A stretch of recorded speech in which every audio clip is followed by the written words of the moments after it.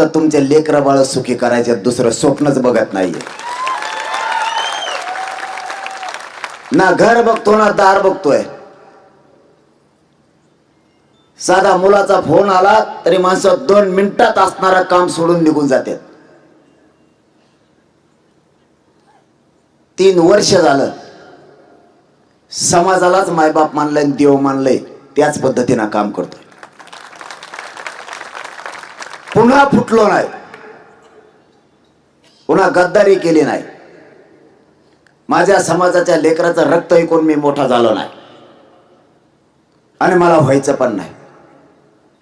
जे मराठा समाजाची गद्दारी करन त्याच्या अंगात मराठ्याचं रक्तच खेळत नाहीये. जातवान वागायचं, कुठल्या क्षेत्रात उतरायचं ना इमानदारीनं करायचं. तुम्ही 2 जण गप्पा आणायचं बंद करा बरं का. इथं शेंगा आणायला आले काय तुम्ही? इथं किती बेजारी चालली समाजाची. एकदा बैठक संपली, खुशाल येड्या बाबडीत बसून गप्पा हाणा. तुम्हाला जर कोण उठ म्हणलं तर मला नाव सांगा, फक्त पिऊ नका. नाही तुम्ही म्हणता लयच मस्त सोयी लागला. आता समाज जागा किती व्हावा आणि या समाजाचा गर्व किती वाटावा. अचानकपणानं मराठा समाजाच्या नोंदी रद्द करण्याचं सरकारनं षडयंत्र केलं. मराठा समाजाला आरक्षण मिळू द्यायचं नाही, नोकऱ्या मिळू द्यायच्या नाही, सुविधा मिळू द्यायच्या नाही. यासाठी सरकारच्या दरबारात प्रचंड मोठा कट शिजला आणि ह्यो कट कोणालाच माहित नाही झाला. 3 वर्षाच्या काळात देवेंद्र फडणवीसांनी सगळे षडयंत्र केले, पण सगळेचे सगळे षडयंत्र कट त्यांचे आपण उधळून लावले. आता शेवटी जाता जाता काय करायचं म्हणून शेवटचं एक आश्रय टाकून बघा म्हणून देवेंद्र फडणवीसनी कट रचला. मराठ्यात गैरसमज पसरतो का बघा. आणि प्रक्रिया सुरू झाली. 150 वर्षापूर्वीचे नोंदीचे पुरावे सापडलेले, त्याच्या कुणबी नोंदी दिल्या आणि रद्द करायचं ठरवलं. आणि 4 नोंदी त्यांनी रद्द केल्या. बघा गंमत. मराठ्यांना आताही किती येड समजलं जातं, किती येड्यात काढलं जातं.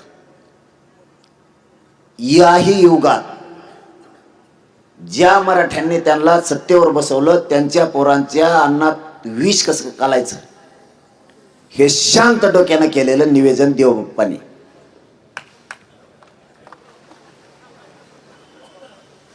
आणि मग देवबाप्पाने कोण आहे? तू ही भुंगा बंद करेव बरं का. पहिला तिकडे लांब जाऊन तो टकोऱ्यात पिकऱ्यात टाकीशीत, त्याला धरून 52 कुळे खाली येऊ शकतो.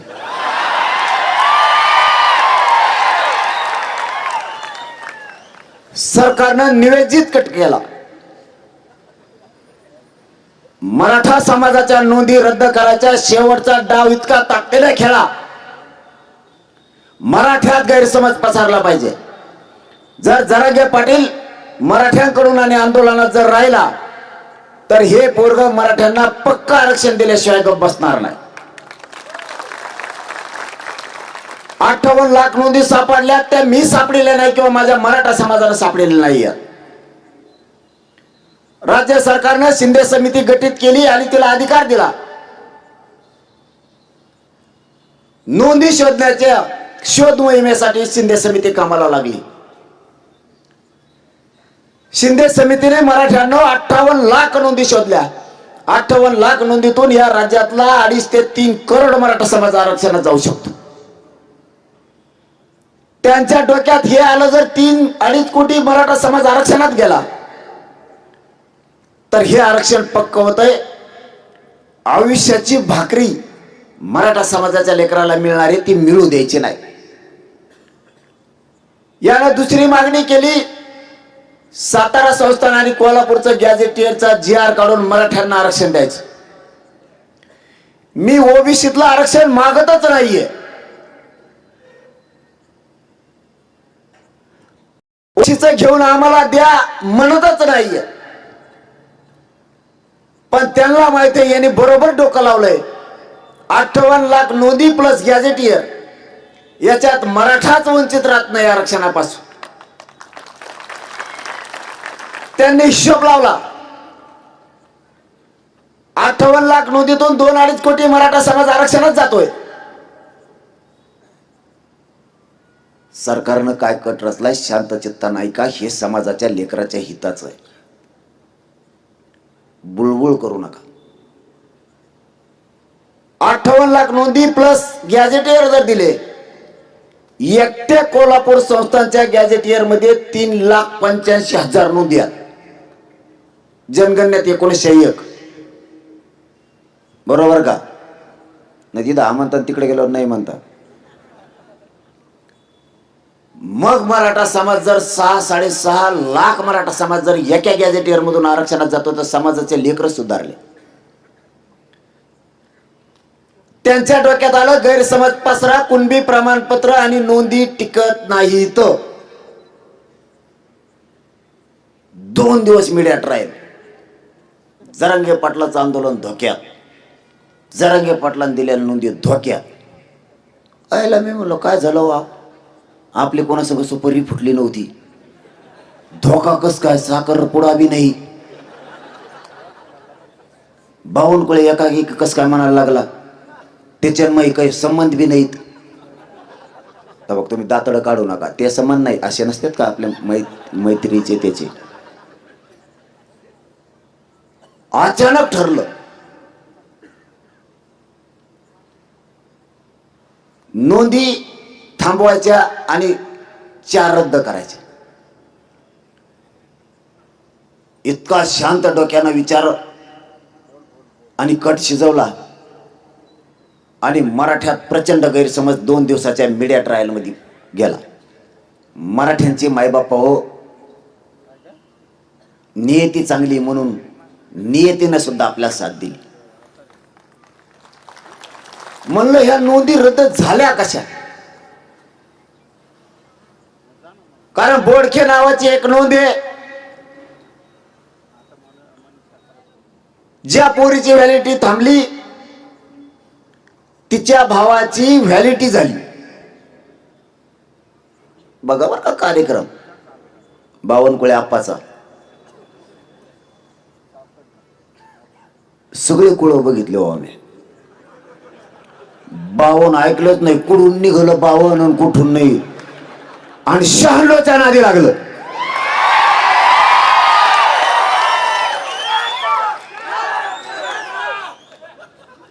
मी भिले कलाकार आहे भाऊ. मी म्हणलं ह्या नोंदी तर जीव जाळून दिल्या. रात दिवस माझा मराठा समाज रस्त्यावर आहे. मराठ्यांचं श्रेय वायाला जाऊ द्यायचं नाही. शोध घ्यायला सुरुवात केली. कलेक्टर डेप्युटी कलेक्टरला विचारलं प्रमाणपत्र का देत नाही? त्यालाही सांगता येणार. सांगावं तर पलीकडून मोहन जेदुड आहे, हडप्पा, अलीकडून मी चेंगरलांमध्ये ती. म्हणलं भाऊ नोंदीचे प्रमाणपत्र देणे तर कारण सांगते हो. मला बावनकुळ्याने पत्रच काढलं की नोंदीचे प्रमाणपत्र देऊ नका. अरे बापरे म्हणलं पत्र दाखव. घेतलं पत्र. शॉट बसल माणसाला, शॉट. इतके क्रूर हे लोक मराठ्यांशी वागू शकतात हे राज्यात आणि देशात कधीच असं मंत्र्याकडून घडलेलं नाही. संविधानाच्या पदावर बसलेल्या माणसाला कायद्याच्या चौकटीत काम करावं लागतं. असे कोणाच्या लेकराचे प्रमाणपत्र रद्द करण्यासाठी त्याला तो मंत्रिपदाचा अधिकार दिलेला नाही. हे खोटं नाही आहे माई बापा. ते प्रमाणपत्र रद्द करायसाठी त्यांनी पत्र काढलंय, इन्व्हेस्टमेंट करून दिलं. 5 दिवसाच्या आत त्वरित अवैध करण्याबाबत करा म्हणून अधिकाऱ्यांना भेऊ, कारण यांच्याकडे ईडी आहे. कोणी नाही ऐकलं की ईडी आली की त्याला घोडा लावायचा, पुन्हा येत नाही. हे ईडीला भीतीत चाललाच पक्षात. फडणवीस साहेब आपण लय नमून डेंजर आहे, इडीन फिडी चलत नसते आपल्यापाशी, एका गोट्यात आउट करीन तिला. शहाणपणा नाही करायचा. माझ्या समाजाच्या लेकराचं वाटोळं करण्याचा अधिकार तुम्हाला कोणी दिला नाही. दुसरे एक पत्र आपल्या हाती लागलं. जिल्हा जात पडताळणी अधिकाऱ्यांनी आदेश केला दही अंड्याचं व्हॅलिडिटी देण्यात यावी म्हणून. आता ह्यो कागद त्यांच्या फाईलला हस्तगत केला, मराठ्यांना दाखवला. आपलं खरं असूनही आपल्याला दिलं जात नाही. आणि मराठ्यात अशी चीड निर्माण झाली 3-4 दिवसात कळाल्यानंतर. मायबापावर मी जर अगोदर असं म्हणलं असतो, यांनी असं केलं, तर तिकडून ते म्हणले असते. आरोप करते. मी सिद्ध करून दिलंय मराठ्यांसमोर.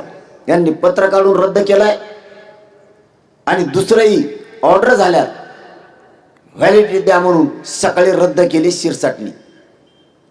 त्यो एकनाथ शिंदेचा. एकनाथ शिंदे साहेबाला मी 3 वर्षात एकाही शब्दानं दुखवलेला नाही आणि माझी इच्छा सुद्धा नव्हती. मला आजही खरं वाटत नाही एकनाथ शिंदे साहेब शिरसाटच्या हाताने इतकं वाईट कृत्य आणि पाप डोक्यावर मराठ्यांच्या समाजाच्या लेकराचं घेतील म्हणून. प्रमाणपत्र रद्द करायचं पाप,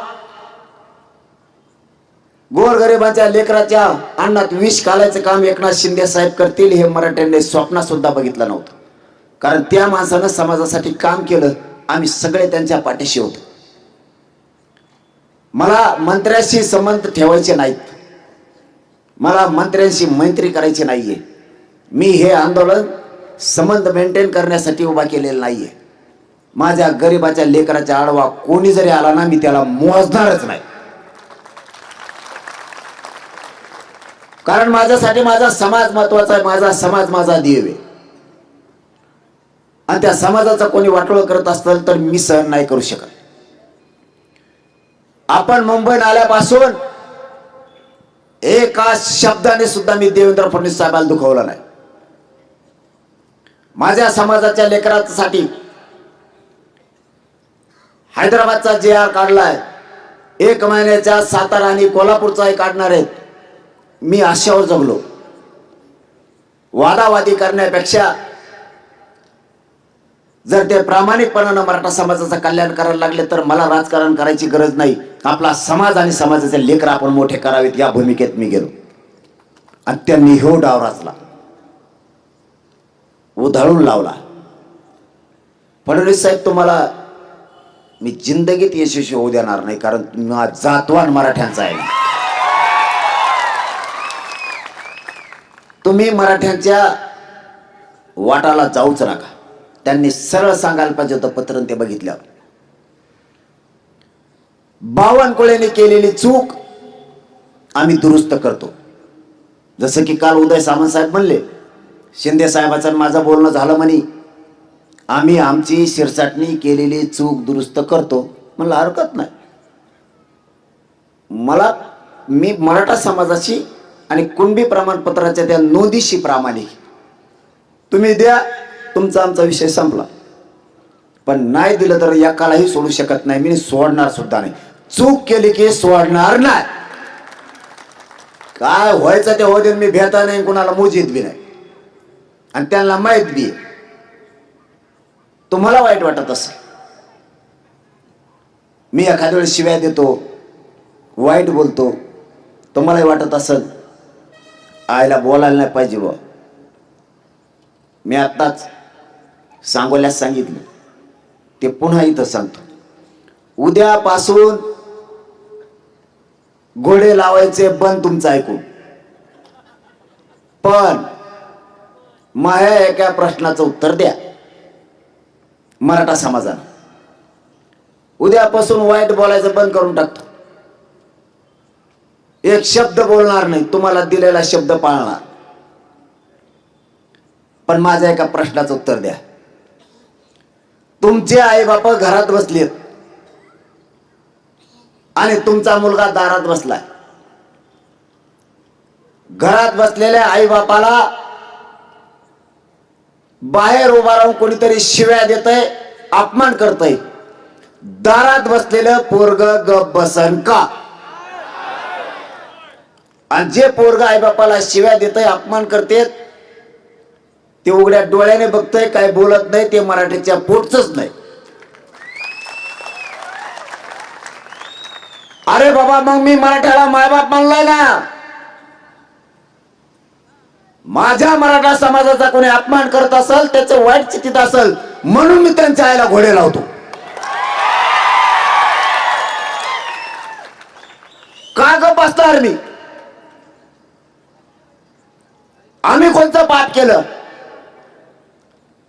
म्हणून तुम्ही सगळेजण मिळून मराठा समाजाच्या लेकराचा आणि मराठा समाजाचा घात करायला लागला? एवढा मराठा समाज टार्गेट करायचं कारण काय? औ तुमच्या तर पाठीला घे एखादा जाऊन, आणि तिकडं कुठं चालले पलीकडून, पाठद्याच पलीकडून टेकांती आहे तिथंच. आपल्याला आवड खेळेल, दम निघत नाही, आल्या आल्यास कुठंतरी हिंडतेन, इकडं तिकडं जातेन. नेत्यासाठी टाइम आहे, वेळ द्यायला आपल्याला. पॉम्पलेट चिटकी ते रातभर, तरी घरी आल्यावर म्हणणार नाही दमलो म्हणून. घरी आल्यावर म्हणणार लय साहेबाचं काम केलं मी आज. याचं फुगीर जाऊन स्वतःच्या लेकरासाठी, आपल्या पोटच्या गोळ्यासाठी रात्रंदिवस झुंजायला काय झालं तुम्हाला? लोक आपल्या पुढे गेले,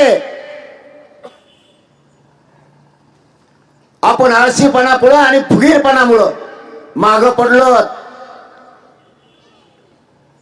आपल्याला जिथं वेळ द्यायचा तिथं द्यायचा नाहीये, आणि जिथं लोक मोठे होते तिथं रात्रंदिवस आपण वेळ देतोय.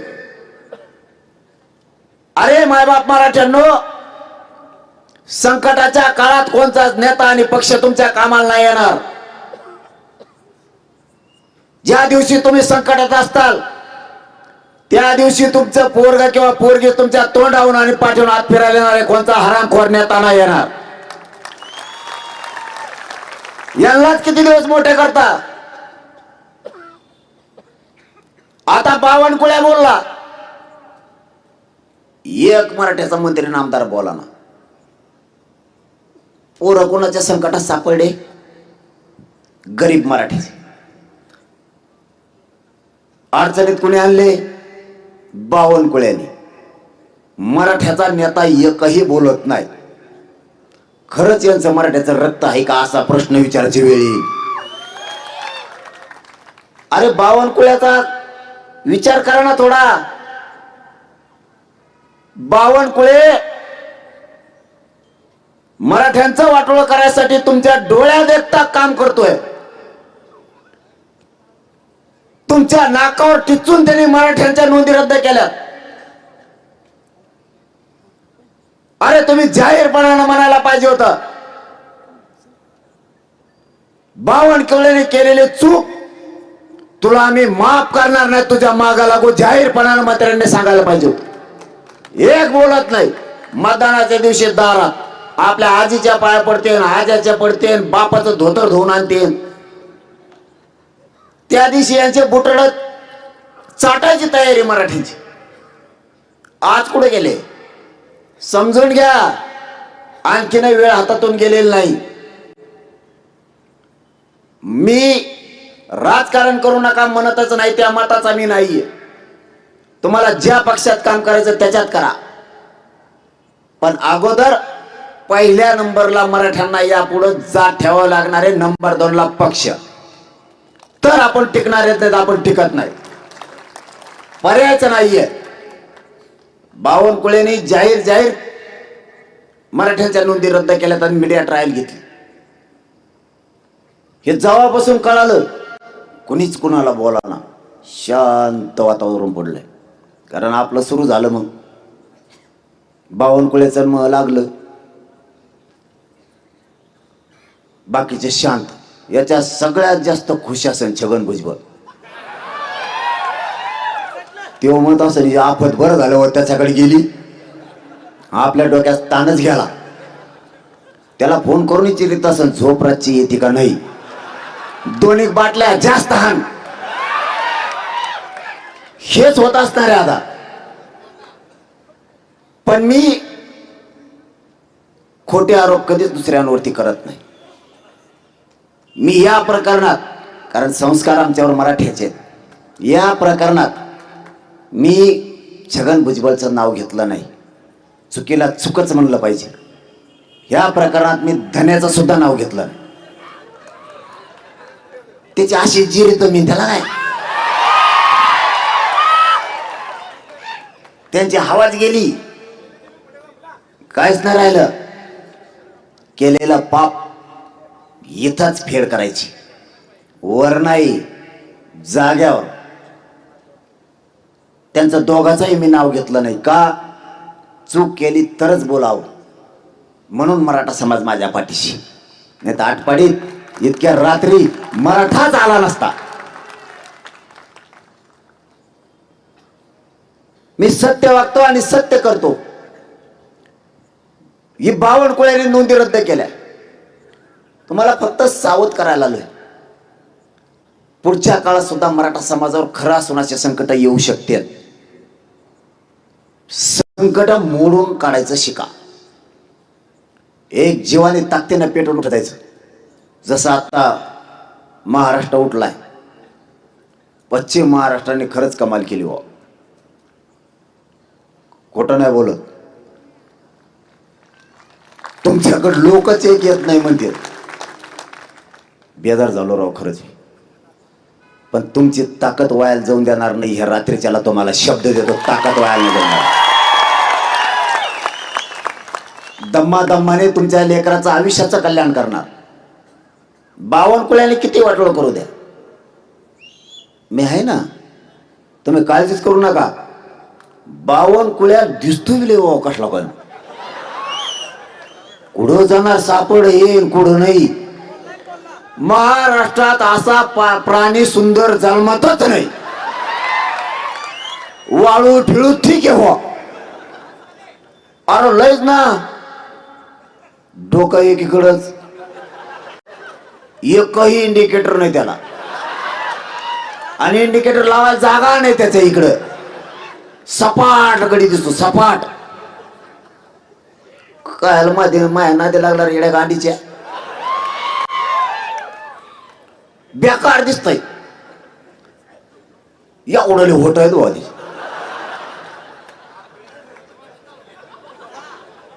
त्याच्या आईनं बिचारे त्या माऊलीनं लहानपणी त्याला गरम दूध पाजिलं होतं काकानं, फुकीला फिकीला नव्हतं काकानं. फोटो बोलून एवढे झाले त्याचे. गरम दूध पाजिलं फुकीला नाही वाटतं बिचारीने, होतं एवढे झाले त्याचे. बेकार दिसताना प्राणी देव. पहिल्या दिवशी असा धडा होता बघा एक. ते मोहन जोदडो हडप्पा असा वेगळा दिसतो शिल्प काढल्यावली. त्या अजंठा लेणीला तिकडे आहे बघा, भीतीवर कोरलेले असे. ते हे मायचं गचपण तो आहे. बेट्या तू मराठ्याच्या नादी लागलाय. शहाणं कोणी सोपे नाहीत. वाजवून टाकते तुला, वाजवून. माझ्या समाजाचा तुला कोणी अधिकार दिला? इतका गैरवापर. एक कुठं काय मंत्रीपद मिळाला तर तू इतका गैरवापर करायला की मराठ्यांवरती खोपला. आयुष्यातून राजकीयातून उद्ध्वस्त करून टाकेन बावनकुळ्या. तुझ्यामुळं फडणवीसला सुद्धा सोडणार नाही. माझ्या समाजाचं वाटोळं करायचं सोपं नाही. तू आमचं वाटोळं करणार म्हणजे आमचा बोकंडी बसतो आणि मी तो ह्या बोकंडी बसल्यावर उठवायचो नाही.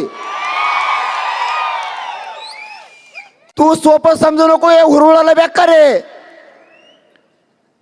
एकदाच मुंबईत घुसलो होतो, अर्धे मंत्री मुंबईच्या बाहेर गेलते. बावनकुळ्या यायचं हेक न तो हे.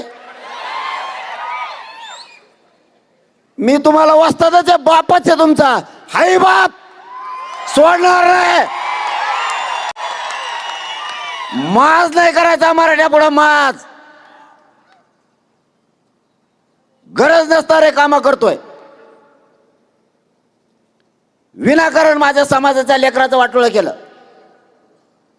काय घेणं नाही देणं नाही. बावनकुळ्या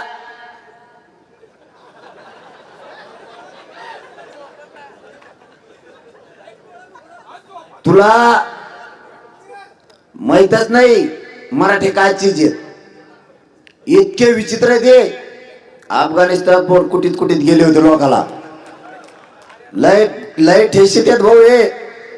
तुला नेमकी कोटची चटणी टाकली तुला कळणारच नाही कारळाची होती का कशाची होती. लय ठाशी देते कातड्यात आल्यावर. मुंबईत शांततेत मराठे गेले. कोणालाही काही बोलले नाही. बोललो का आपण कोणाला. पोलिसाच्या नुसते गाडी पळायला लागले तर अर्धे मंत्री मुंबईच्या बाहेर गेले. शपथ सांगतो मला पहिले मै झालो पोलिसाच्या गाड्या चाक असतात खालून म्हणून. ते पोलीस यायचे ते माझ्या आमच्या गाड्या पळीत आहेत. म्हणलं गाडा कस काय पळन भाऊ. ते म्हणले त्याला चाक असते. दुसरा यायचा तो म्हणायचं तुमच्या पोऱ्या झोकेच बांधलेत. म्हणलं लिंबा झाड आहेत कुठं. ये पुलाला झोके बांधले. बावनकुळे हे सुईचं नाही लफड. तुया कुठं कुठं झोका बांधित तुला कळायचंच नाही. अरे लय विचित्र आहे ते.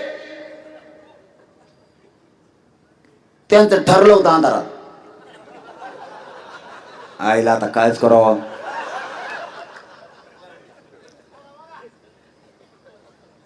तुम्हाला वाटतं का सोडणार आहे.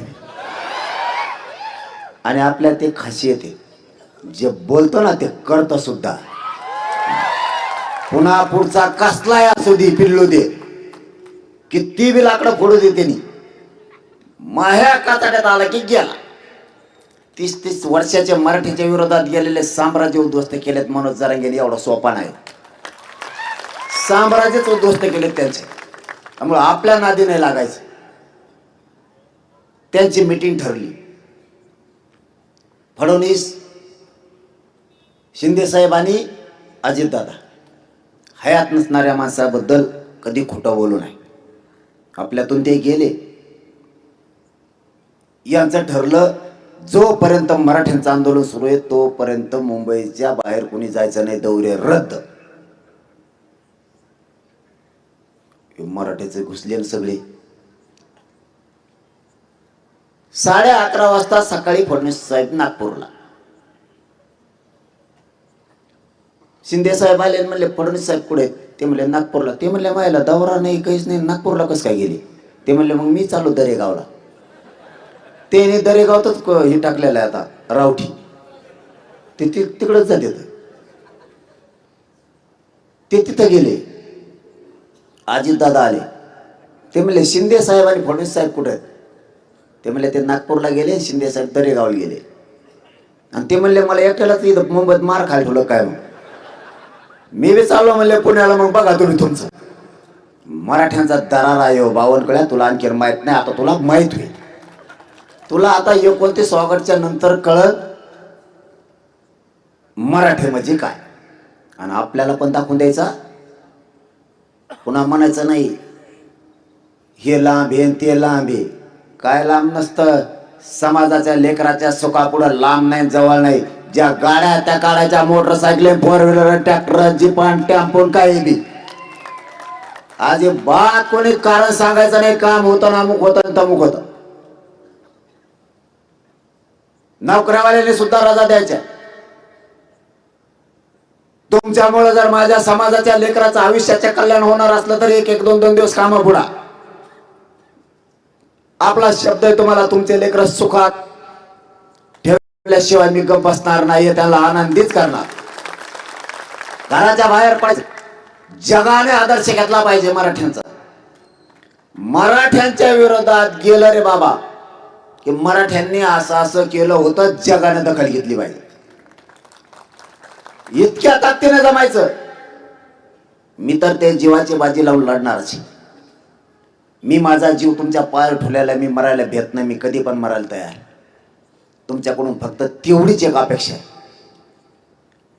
एकाही मराठ्यांनी घरी राहायचं नाही, आंतरवालीला फक्त आंदोलनाला भेट देवलं यायचं, काहीच करा नका, बाकी मी बघतो.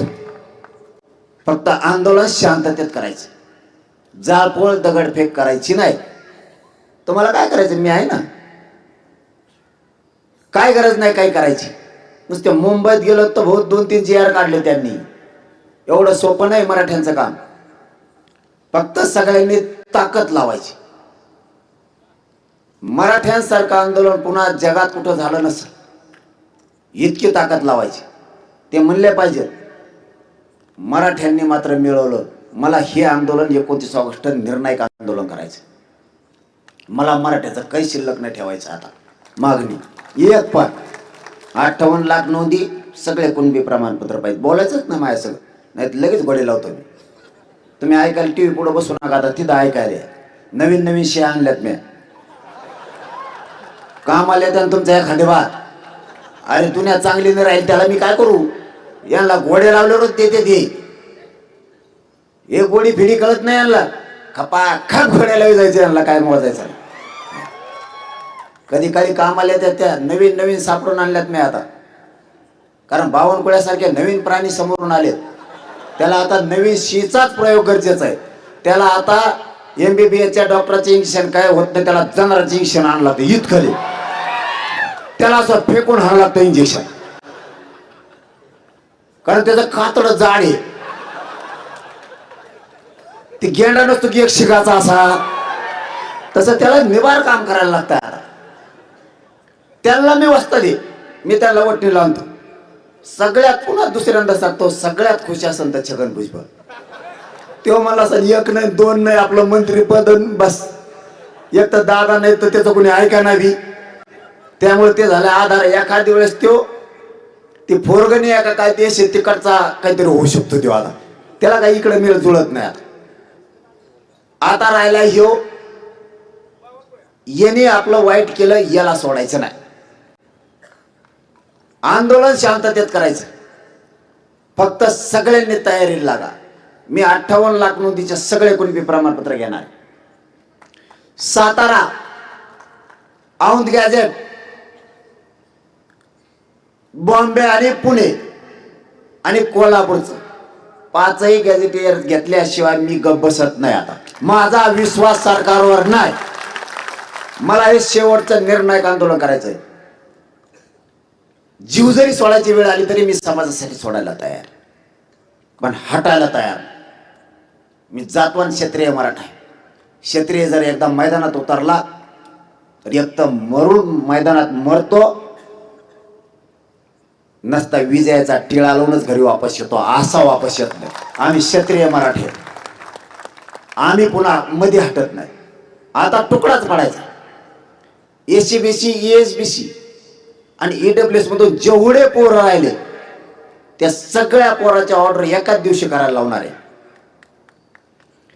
अण्णासाहेब पाटील विकास महामंडळाच्या जेवढ्या व्याज परतावे पोरांचे राहिले पुरे घेणारे एकही ठेवणार नाही. त्यांच्यामुळे फाशी लागली मराठ्यांच्या पोराला. शिबिर खराब व्हायला लागले पोरांचे, एक पण ठेवत नाही. OBCच्या सुविधाचा सवलतीचा त्यादिवशी GR काढलाय. राज्यात आणि राज्यांतर्गत देशांतर्गत असणाऱ्या पोरांसाठी सुद्धा सगळ्या सुविधा घेतल्यात आपण. आता ते लागू करायचे राहिले, ते सुद्धा मागे ठेवत नाही. बलिदान गेलेल्या कुटुंबाच्या प्रश्नापासून झालेल्या केसेस, सारथीच्या असणाऱ्या सगळ्या योजना एका जागेवर सगळे विषय संपवायचे. ज्याचे ज्याचे जे प्रश्न आहेत ना, त्यांनी ते 29 ऑगस्टला किंवा 28 ऑगस्टला आंतरवालीला अर्जासहित घेऊन यायचे. पुन्हा मी बोलून देणार नाही. हे म्हणणार ते राहिले, ते म्हणणार ते राहिले, मी ऐकणार नाही. काय जे असेल ते तिथं घेऊन यायचं. काम झाल्यावरच वापस यायचं. तवर आंतरवाली सोडायची नाही. त्याशिवाय मराठा आता सुधरतच नाही. मग समांतर आरक्षणाचा विषय असेल, PSIचा आपल्या मराठ्यांच्या पोराचा, DYSPचा प्रश्न आहे, उपजिल्हाधिकाऱ्यांचा प्रश्न आहे, आपल्या विद्युत मध्ये अभियंता उप अभियंत्यांचे प्रश्न आहेत. सगळे एका दणक्यात तुकडा पाडायचा.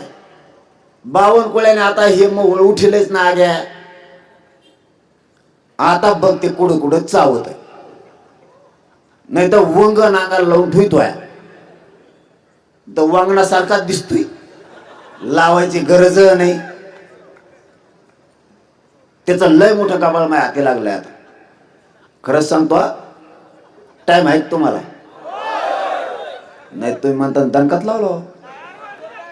तुमच्याच लेकरासाठी झिजतोय. आयुष्यात दुसरं काही केलं नाही. माझ्या समाजाचे लेकरं आणि लेकीबाळी मोठं करण्यासाठी झिजलोय. त्याच्यावर जळणारे, त्या बावनकुळ्यावर जळणारे ते मला सांगायला आता कालपासून, इथं घोटाळा केलाय, इथं घोटाळा केलाय, आणि ह्यो पैसे घेणार आहे, त्यो घेणार आहे. आता असा खोटा ठोकतो, बस उपटे कौर बी. आता लोक अवघड आहेत. त्यांनी ज्याला ज्याला त्रास दिलेला आहे, ज्या ज्या अधिकाऱ्याला त्रास दिलेला आहे, ते अधिकारी म्हणतात इथं इथं ये कोडे, फक्त म्हटलं नाव नका घेऊ.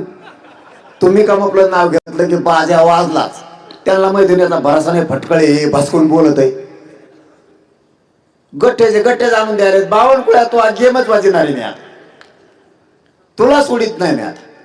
तो एक आमच्या नादी लागायला नव्हतं पाहिजे, कारण तू साधं सुद्धा नादी नाही लागला. मायबापा लहान विषय नाहीये बरं का. प्रमाणपत्र रद्द होणं म्हणजे आपल्या लेकराच्या अन्नात विष काढलंय, त्याच्या नरड्यात औषध ओतलंय असा अर्थ होतोय त्याचा. तुमची पोरगी पोरगा अधिकारी होणार आहे, शिक्षणात पैसे कमी होणार आहेत, तुम्हाला योजना मिळणार आहेत. हे सगळ्यापासून तुम्हाला उद्ध्वस्त केलं होतं.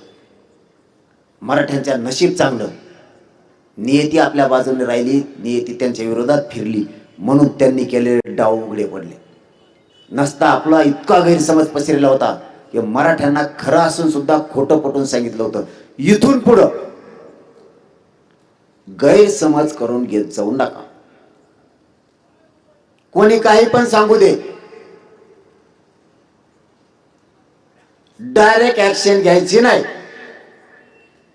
आपल्याला दम नाही, त्यांनी टाकलं की टाकलंच. खूप उच्च विचाराचे व्हा. कोणी सांगितलं म्हणून आपण आता समाजाच्या अंगावरती नाही जायचं.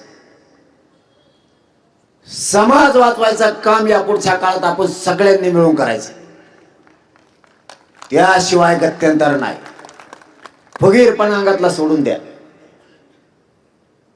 लय फुगीर येत आपण. आपल्या नसा ह्या लोकांना माहीत झाल्या. हे अडचणीत गिअर मध्ये कधी येतात आणि कशामुळे येतात, काय केल्यावर येतात, यांना पुऱ्या नसा माहीत झाल्या. आपण आहेत बी तसे. आपल्याला जर एखादा म्हणला ना, तुकाराम पाटलाच ना तू हे कर, तू 150 कप चहा सांगितलाच फुगीर जाऊ न मुतपिन म्हणा तिकडे जाऊन, काय 150 कप चहा सांगतो रे. वाटोळ झालं या दया मायामुळे. ज्यांच्यावर तुम्ही दया केली ना, तेच लोक आज तुमच्या लेकराच्या विरोधात उठले. ज्यांना तुम्ही मोठं केलं, माझ्या मराठ्यांनी आतापर्यंत सगळ्यावरती दया माया केली, लागण ते त्यांना पुरवलंय. अन्न धान्य पैसे, त्यांचं जरी लेकरू मोठं झालं तरी त्याच्यात आनंद व्यक्त केला माझ्या मराठ्यांनी. जळाले नाही कोणावरती. आज तेच लोक तुमच्या लेकराला मिळू नाही म्हणून आटोकाट प्रयत्न करायला लागलेत की मराठे कसे संपतील. तुमची दया माया जरा कमी करा. आता ते युग संपलं. जीव आपला आपण त्याचे. इथून पुढच्या काळात विचारच करून पाऊल उचलायचा. आपल्याला कोणी बर्बाद केलं तरी आपण त्याचेच का? कशामुळं? आपल्यावर कोणी अन्याय बी केला तरी आपण त्याच्याकडं. ही कोणची वागण्याची पद्धत? तुम्हाला कडवट आणि कट्टर व्हावं लागणार आहे, त्याशिवाय समाज आता टिकत नाही. पर्यायच नाहीये. बाकीचे तसे वागले, पुढं पण गेले. आपला कॉन्स्टेबल जर झाला तर तिथंच रिटायर झालाय. त्यांचा कॉन्स्टेबल झालेला PSI EPI DYSP पण झाला. आपल्या लोकांची बढतीच होत नाही, आपल्याला एक तर नोकऱ्याच नाही, आपले इतके हाल आहेत. याच्यावरती मराठा समाज कधी विचार करणार आहे का नाही? जर तुमचा पोरगा पोरगी नोकऱ्यात गेले, अधिकार आपल्या हातात येईल, आणि अधिकार हातात आले तर तुमच्याच लेकरा बाळाच्या सुखाचे संसार होतील. म्हणून सगळ्यांनी एक जीवाने काम करायचं पुढच्या काळात, आणि या 2-3 गोष्टी आता बंद करायच्या. 29 ऑगस्टची ताकदीनं तयारी करायची. येणार ना सगळे? अजिबात घरी थांबायचं नाही. आणि जेव्हा आपल्यात नसेल ना तेव्हा आपला नाही त्याला इथून पुढे मदत करायची नाही. मग तो कोणत्या पक्षाचा असो, तुम्हाला ज्या पक्षात काम करायचं त्याच्यात करा. फक्त आधी जात नंतर पक्ष. मग तुम्ही भाजपमध्ये काम करा, शिवसेनेत करा, राष्ट्रवादीत करा, काँग्रेसात करा, बेसरमात करा,